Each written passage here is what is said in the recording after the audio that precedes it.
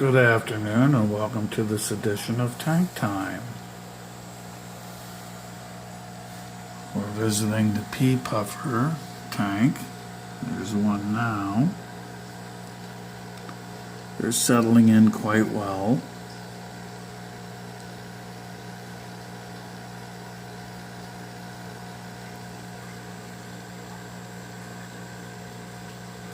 I think they're happy here. I'm happy with the way it turned out. All the plants are making it. My experiment is working. I tried Kabamba at another time and it didn't work due to the fact that I had it in gravel. There's another pea puffer.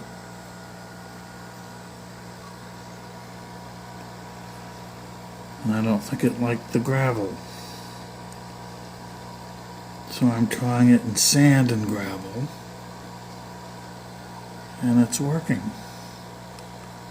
The pea puffers do like the Kabamba.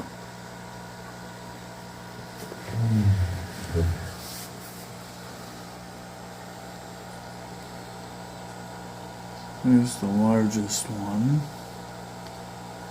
or the larger of the two males, I should say.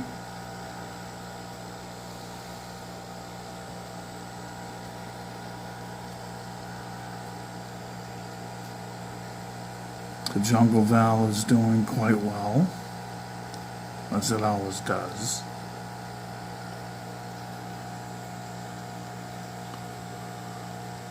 The cryptocorin is doing quite well, as it always does.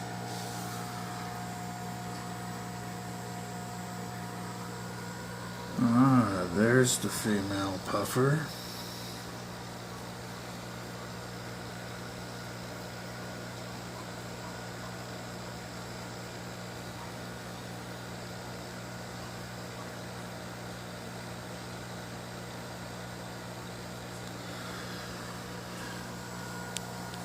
Now to show you something new.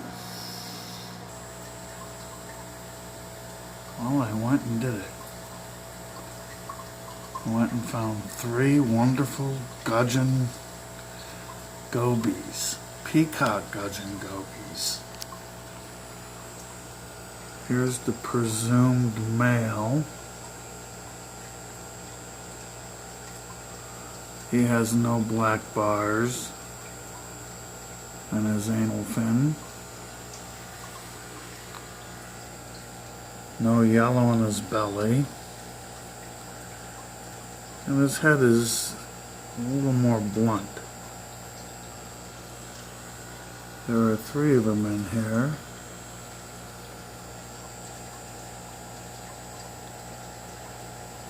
He's the only one posing at the moment, but isn't he a beauty?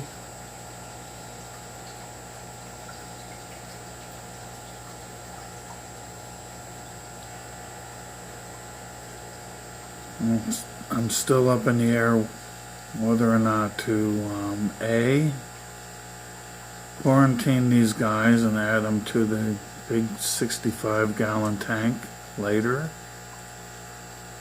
or B, just keep them around in the 10-gallon as a species tank. Try to breed them.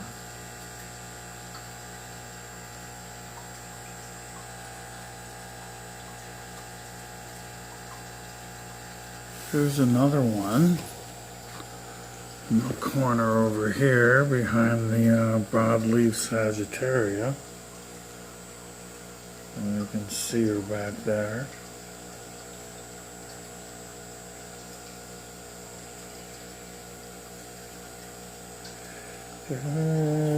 On the shy side. Let me get a better shot of her. There she is. See how more pointed her head is? And her anal fin has got that black in it.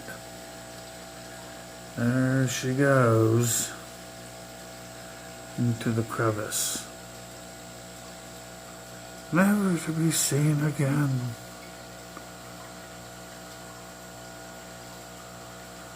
I'm sure that's not true. Oh, there's a nice ram's horn snail.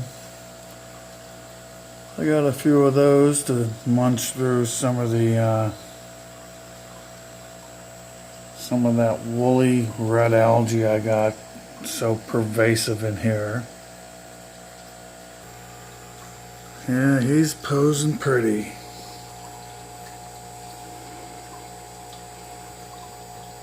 Light's hitting him just right.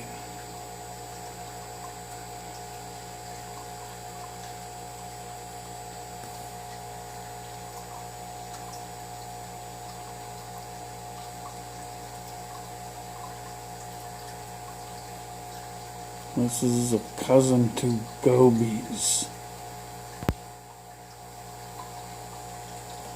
They're known as Gudgeon Gobies. They don't have the suction cup pelvic fins that true gobies have.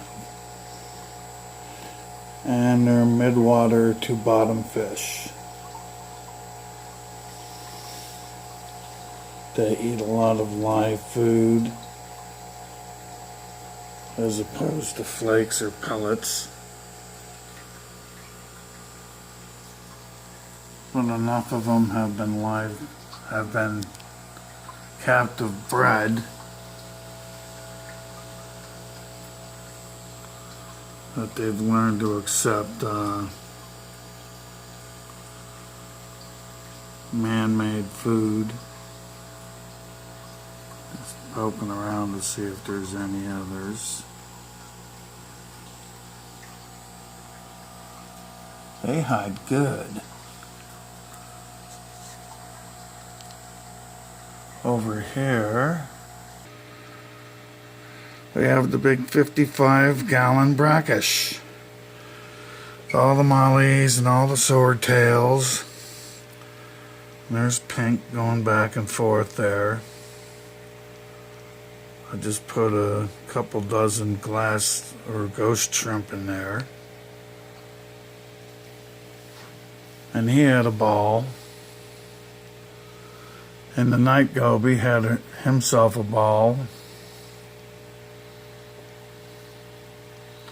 The other fish, their mouths are too small to be able to handle a ghost shrimp. But they still chase him around.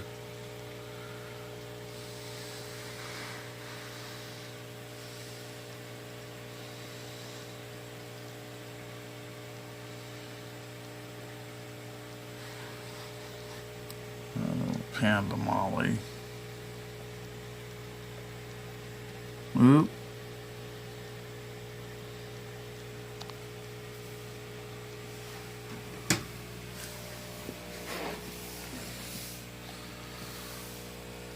Over here I got a big old wad of guppy grass wrapped itself around the driftwood and is doing quite well. As long as I keep the glass hood free and clear of algae and give this enough light, it handles the brackish water quite well. Cannot kill guppy grass. I'm convinced it's the Twinkie of the plant world. There we go. Watch yourself.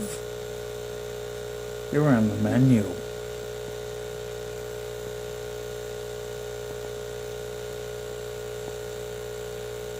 I like to overshoot with these things because a few of them get away and they last a week or so.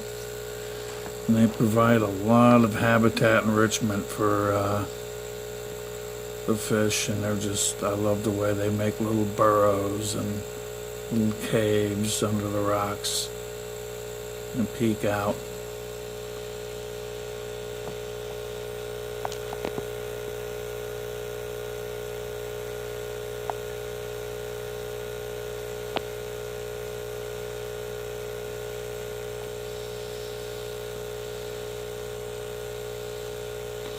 And over here we have the brooding tank. And the molars are getting bigger and bigger by the day, and so are the guppies.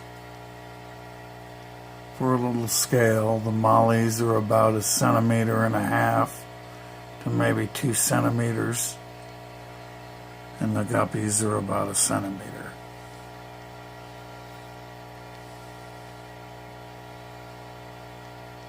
And they're getting easier to feed because they can handle brine shrimp now.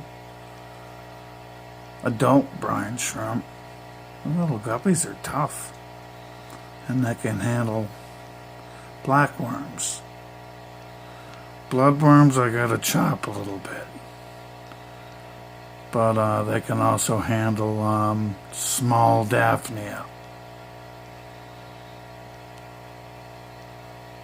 And they love algae biscuits. There's one down in the corner now. It's piranha time when I drop that in there.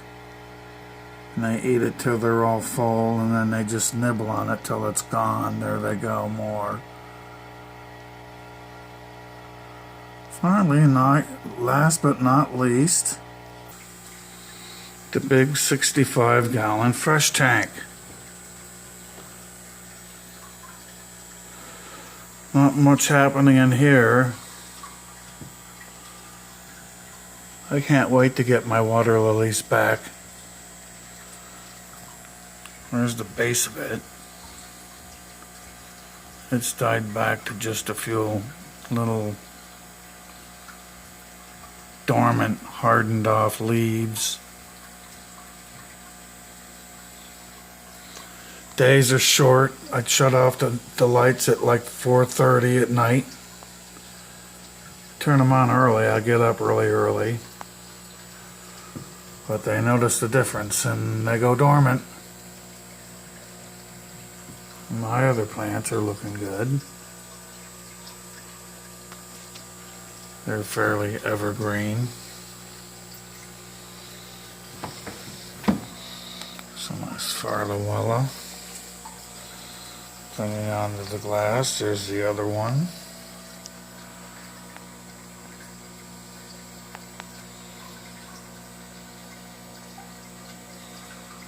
Well, that about wraps it up for this edition of Tank Time. Finish up with one more shot of the Gudgeon Gobies.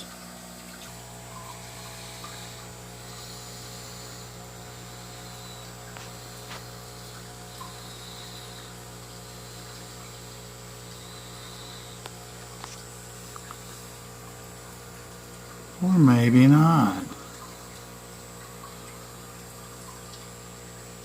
Well, I'll let them settle in. And I will see you next time.